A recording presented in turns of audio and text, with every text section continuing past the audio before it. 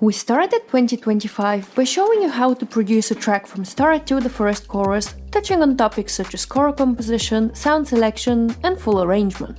Our community members asked us to take it further, so in this extra episode we are diving deeper into making a second verse,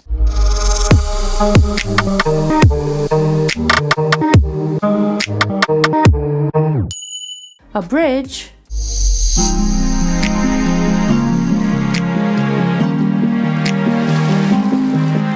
and the final chorus.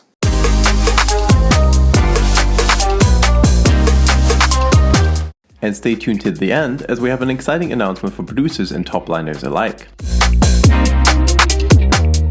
We have spoken about song structure before, but to recap, verse 2 is often used to lower the energy after the first chorus. If we were to generalize, second verses would either resemble first verses, or as is quite common in K-pop, would provide a mood shift which often allows for a rap verse.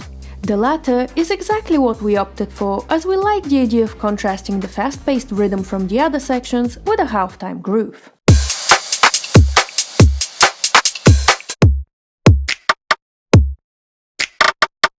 At the same time, we wanted to keep things fairly laid back, so we utilized snaps, pads,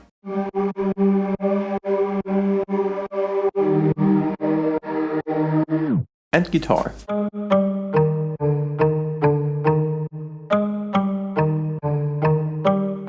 We also added new percussion elements,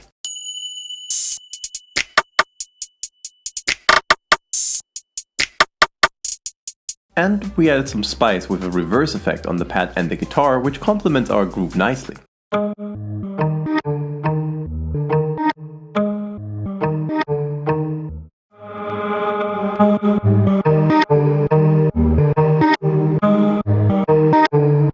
Interestingly enough, we did not change the chords here, which makes this section coherent despite the big rhythm changes.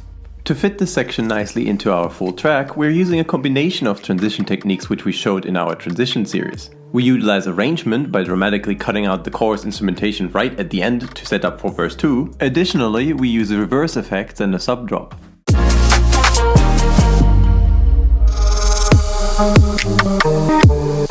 But remember when early in our series we said that we want to keep things interesting and do something new every 4 bars? In the middle of verse 2, we utilize silence with a tape stop, then we bring in the hi-hats and the 808 for further development.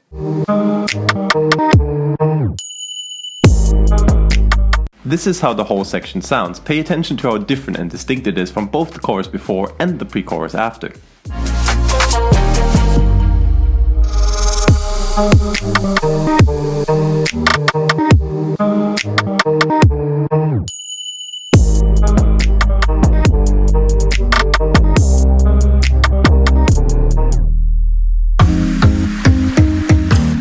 But we use contrast in another section of our track too.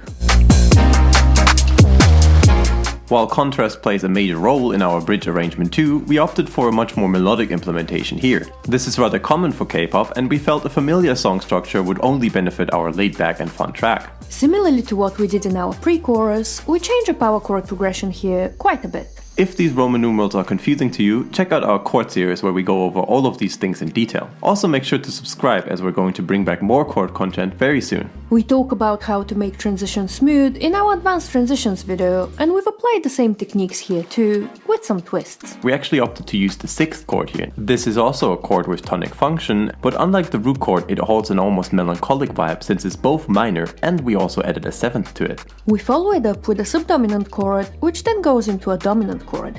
Then we end the loop with the root chord. What is also interesting here is the repetition of the chord progression. As you can see, we switch up the ending quite a bit. The reason for that is that our final chorus starts with the 6th chord, so leading into it, we want to build tension. If we reuse the chord progression in the first half for the bridge, this tension would already have been resolved by the 1 chord at the end. Because of that, we utilize a sus4 chord instead. A sus4 chord is created by moving the middle note of a major chord up by 1 semitone or up by 2 semitones for a minor chord. We explained in our chord series that the middle note is responsible for defining a chord as major or minor, and because of this, a sus4 chord is neither and sounds open, yet tense at the same time.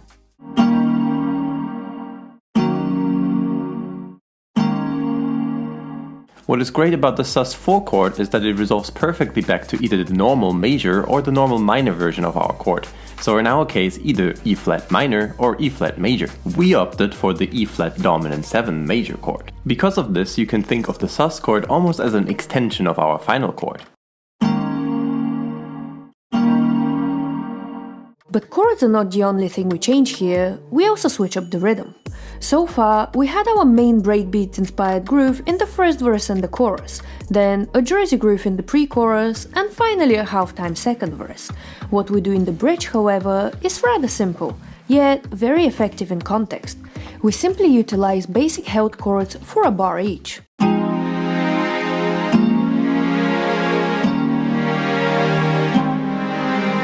To avoid this from being too boring, we use a guitar strum for the attack, strings for the swell, and the arpeggiated filtered in keys for movement and development. We also play with panning to enhance the stereo feel.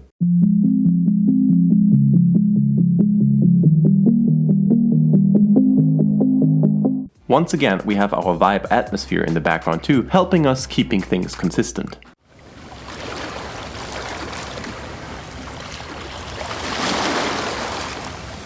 We opted for a rather subtle build-up at the end of the section, where we simply filter in a loop.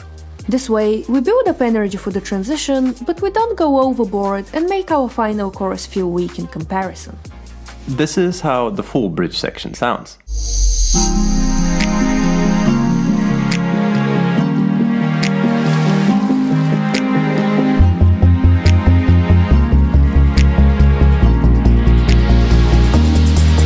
Now onto the final chorus.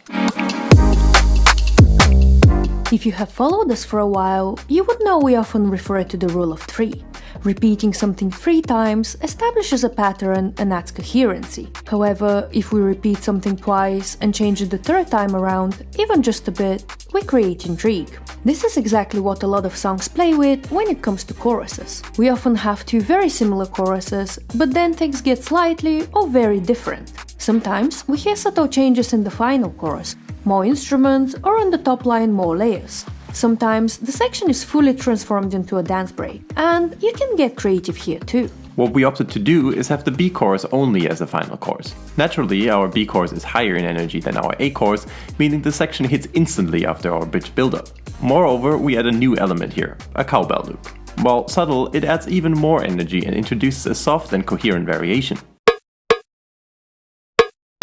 Moreover, as the energy flows differently now, it can predispose a top liner to create a different feel for the final chorus section and ensure we end on a high note. This is what our final chorus sounds like.